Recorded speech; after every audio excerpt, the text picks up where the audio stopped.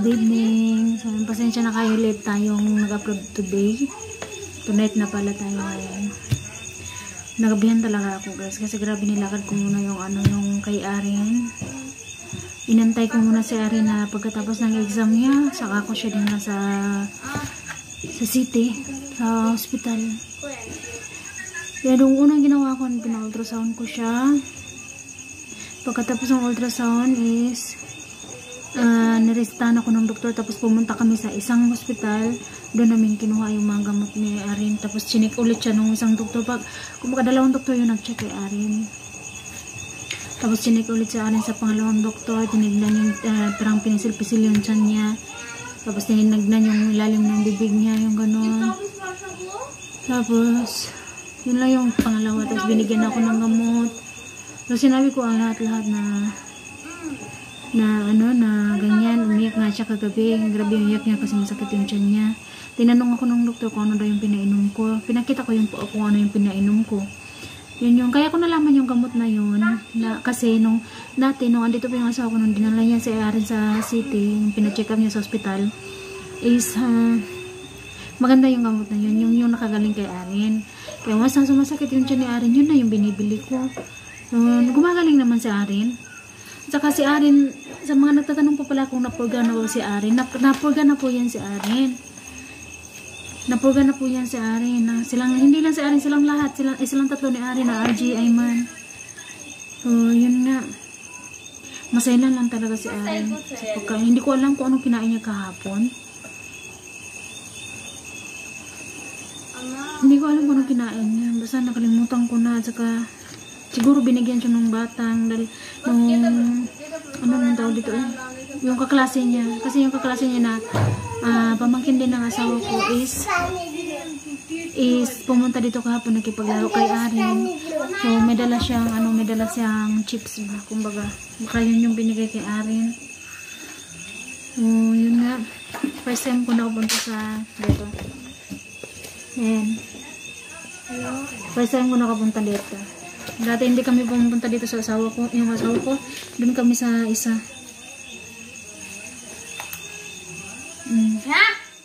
Marami ding tao doon. At saka ito na yung ultrasound ni Arin. At saka nakakatuwa lang kasi alam mo yung nag-ultrasound kay Arin, alam kung paano magsalita ng Bisaya. Kaya sobrang tuwa ko. Alam niya kung paano magsalita ng Bisaya. And then kasi nag-stay daw siya sa Pilipinas ng 4 years, kaya alam niya. Tapos yung pangalawang doktor naman alam kung paano magsalita ng Tagalog, pero nakalimutan niya na, kaya konti na lamang yung alam niya. Kaya nakakatuwa lang kasi, pero yun nga, nung kinausap ko sila ng salita natin, medyo may iba na hindi na nila naintindihan. Kaya once hindi nila maintindihan, nagne-Nepali na lang ako or English, yung ganun. So, basta bahala na, magkaintindihan na lamang talaga kami. Kung hindi mo alam yung Nepali, mag-English ka. Kung hindi mo alam mag-English, mag-Nepali ka. Basta kumbaga kaming dalawa, hindi man tayo kunwari, kung keep usap po sa mga tao dito, kung hindi ko man sila maintindihan at hindi rin nila ako maintindihan, talagang pinapaliwanag ko ba? Or ganun. At saka, ako naman kasi sa may gusto akong bilhin or ganitong bagay, pag hindi nila naiintindihan, talagang pinapaliwanag ko sa kanila, or once may nakita akong isang bagay or nasa cellphone ko ba, pinapakita ko sa kanila o ganito, kaya naiintindihan nila. Basta kailangan mo talagang kailangan mo talagang maging matuto sa salita nila kasi ang hirap. Buti na lang ako may alam-alam na kahit paano, hindi naman yung sa hindi ko alam lahat or sa alam ko lahat, hindi rin naman. Natuwa ako, tingnan nyo, yung pangalan ni Arin is Arin, pero yung sinulat nila is Aryan. Aryan talaga yung nila, imbis Arin, Aryan. Ayan.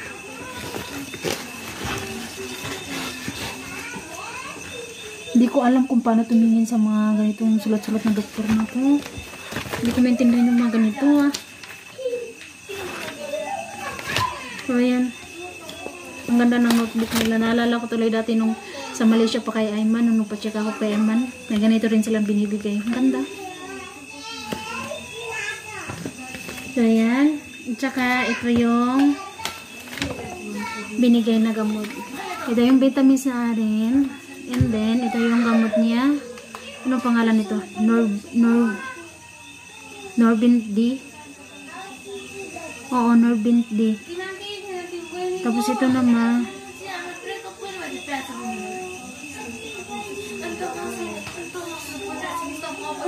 sodium citrate. Citric acid. Ayan.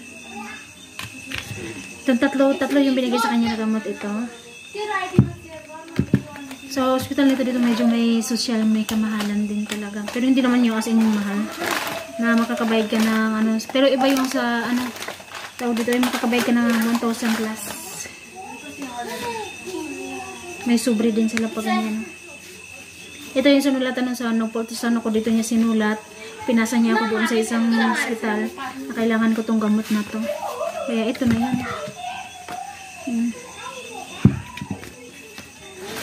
And then, sa binigay po ni Ma'am Blenda, hello po Ma'am Blenda, shoutout po. Salamat po Ma'am Blenda sa binigay niyo pong blessing. Nagbigay po si Ma'am Blenda na para pang bayad ko, pangdagdag sana sa pangdagdag daw sana sa pangbayad ng school ni Ayman. Pero sabi ko, bago po man siya nagpadala is nagsabi na ako kay Ma'am Blenda na natapos ko na siyang bayaran, kaya hindi ulan na akong babayaran doon. Kaya ang binili ko na lamang sa binigay ni Ma'am Blenda, nag-okay naman si Ma'am Blenda. O sige, so ito na lang yung binigay niya. And then, ito yung mga binili ko. May nakita akong ganito, oh. So, ayan, try lang natin to. Mag-ano tayo ba? Magluto tayo ng, haluan natin ng cabbage, sabon na, konting manok, and then cabbage, and then ito. So, ito. Thank you. So, ayan, tatlo yung binili ko. Tag 60 yung isa nito. Thank you so much po, ma'am. Thank you so much, ma'am. Thank you so much, ma'am. Thank you so much, ma'am. We love you. I love you. Tapos, bitra na ba? Tapos, ito yung binili ko rin. Ayan. Nakabili na rin ako. Natawa ako kasi dalawa yung kinuha ko ng ganito. So, pagkita ko sa price niya is, kasi yung mga price kasi nila dito nakalagay is Indian price. And then, pagdating nila sa computer nila is Nepali price na yung benta nila. Yung ganun. Kaya akala ko, like, ipagpalagay natin na sa mga 300 plus lang to. Pero, pag punta mo doon sa cashier is 400 plus. Or nasa mga 500 plus, yung ganun. Kaya binalik ko yung isa, day. Binalik ko yung isa, kaya isa lang yung kinuha ko. Ayan. And then, sana magtagal to. Siyempre, sinamahan ko na rin ng ganito, oh. Mahal din to, eh. Malaki din naman kasi siya, uy. Ayan. Nasa, ito, 800 plus. Yung chocolate sana yung bilhin ko, pero ito na lang. Maganda daw kasi itong Horlicks sa mga bata. So, binili ko, nakabili na rin ako. Nakabili naman na ako dati nito, pero yun nga, mahal lang kasi talaga. So, ayan. And then, syempre, bumili na rin ako nito, ma'am. Isa lang talaga to. So, okay lang to. And then, binilang ko na rin ng bag si Arin. Arin!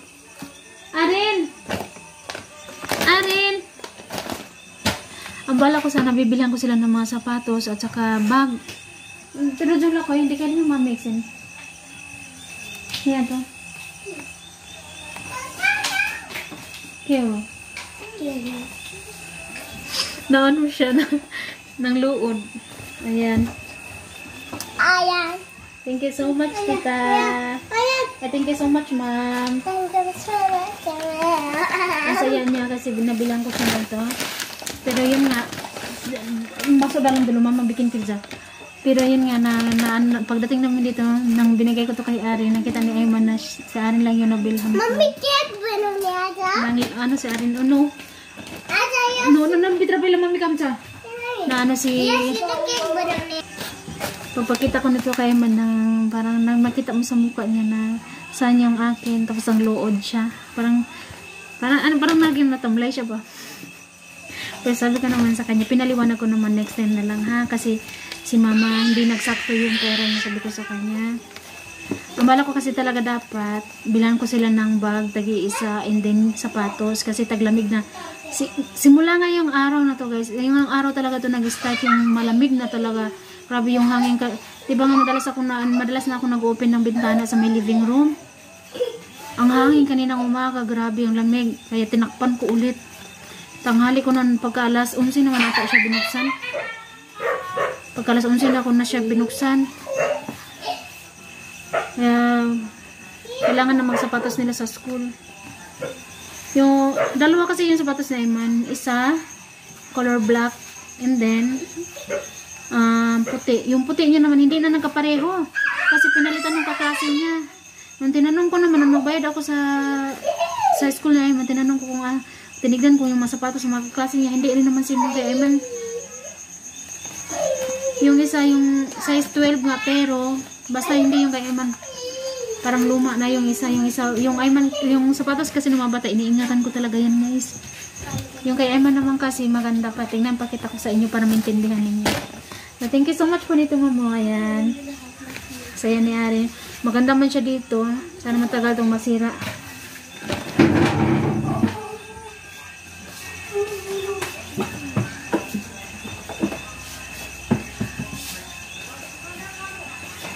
Ayan, papakita ko sa inyo.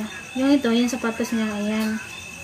Ito talaga yung kay Iman. Pasensya na kayo, madumi kasi ginamit dito kahapon ba? Hindi, yung Bernes pala. Bernes puti sila. Bernes at Merkules manata. Lagi-lagi ha. Ayan. So, ayan, tingnan nyo ito. Ito yung kay Iman. Size, ano siya, 12. And then yung ito niya, maganda pa yung dito niya. Tapos yung dito niya, sa gilid-gilid, okay pa, maganda pa. Pero, yung itong isa naman, isa dito sa kanya, kasi sira na to yung dito niya. Wala na yung parang dulo niya. Ayun o. Kaya alam ko, dito pa lang, alam ko na hindi to kay Emma. At saka yung side na dito. Siyempre, alam ko kasi nanay ako ni Emma. Tapos yung dito, naglangkat-langkat na ba? Ayan. Basta dagan siya langkat. Nani o. Apil dere. Masudlan mo yung tubig dere o. So, nung nagbayad ako, tinignan ko kung saan yung sapatos ni Emma. Hindi ko talaga nahanap. Wala sa kanya do, yung wala, kaya hindi na napalitan. Kaya ganyan na lang talaga yung sapatos na Eman. Kaya kanina talaga nagbablog ako, bilhan ulit sila ng si Eman lang ha, si Eman puti. Yung black niya naman medyo okay pa naman, magagamit pa naman. And then yung kay Ari naman, bibilhan ko rin siya ng same kay Eman. So yun sana yung bala ko kanina, pero napag-isip-isip ko na next time na lang. So mas importante ito, kasi ito yung para din to, para maging healthy si Arin. Ayan. At saka ito. And then, syempre, yung ulam natin hindi magpapahuli. Isda lang talaga yun ang bili ko, guys, no? Saglit lang po. So, ayan na po. Nakabili na po ako. Hinugasan ko na po ito. Nilagay ko dito. Kasi wala akong lagayan na malaki. Nakabili ako ng ganito ng 5 piraso. 4 na ganitong malalaki. Tapos isang maliit. Tapos, ganito din klase na ano niya. Isda. Kumbaga, tagda 2 kilo yung binili ko nito. So, ayan. Tapos, ang kanina, yung ganito, tiluto ko na ng paksiw. Kaya hindi ko na napakita sa inyo na nagpaksiw ako ng isda kanina. Ng ulam kami. Pero pinakita ko kay si Sharon, ha. So, maraming salamat po nito, ma'am.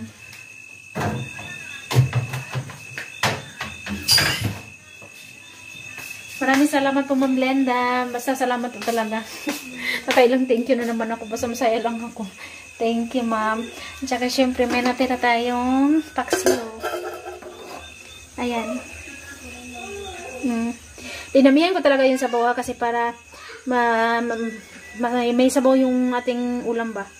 Kasi medyo malamig, kaya dapat talagang may sabaw. Ang bango. Uy, ang bango ng paksiw. Nilagyan ko siya ng ano. Hindi ko lang nilagyan ng sili kasi may mga bata eh. Nilagyan ko siya ng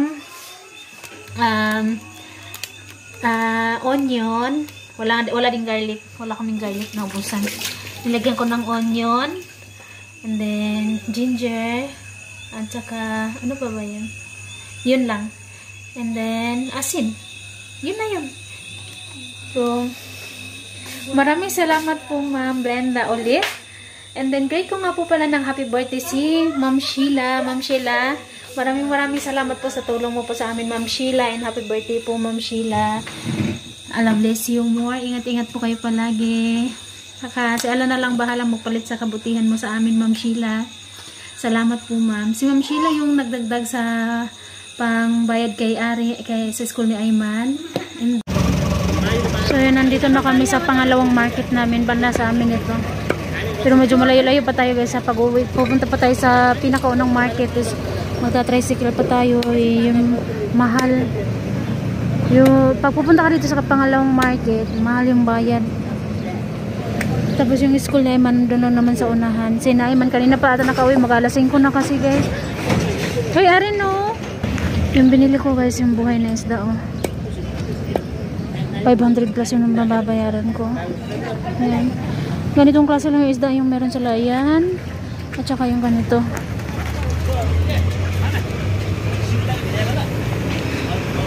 Hindi ko alam kung anong pangalan ng isda na to.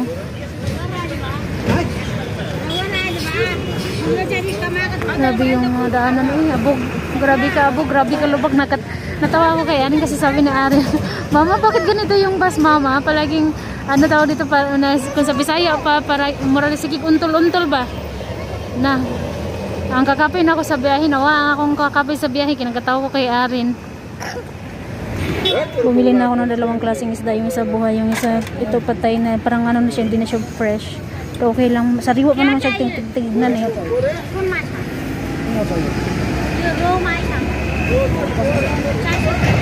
Yung sa ito okay naman siya, pero yung isa doon, no, yun, ayaw kong bumili noon kasi nakatikim na ako dati. Dati matagal na yun, dito pa yung asawa ko, nakatikim na ako dati na mabaho siya. Sabi ko kay auntie, palilinisan ko lang siya and then kunin niya lang yung laman ng lamang loob tapos huwag niya nang putulin kasi lulutuin ko siya ng ganyan ng buo. Yan ay para yan sa kay Ayman at kay Arin.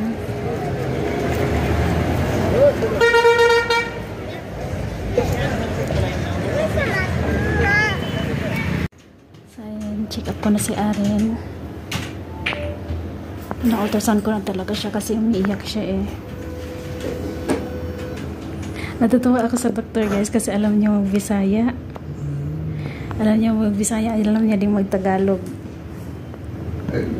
Dili Tagalog, gamay Bisaya. Gamay Tagalog, gamay Bisaya. No, dili. Ayan na yan. Kang ulit ka? Thailand? Philippine. Hazard.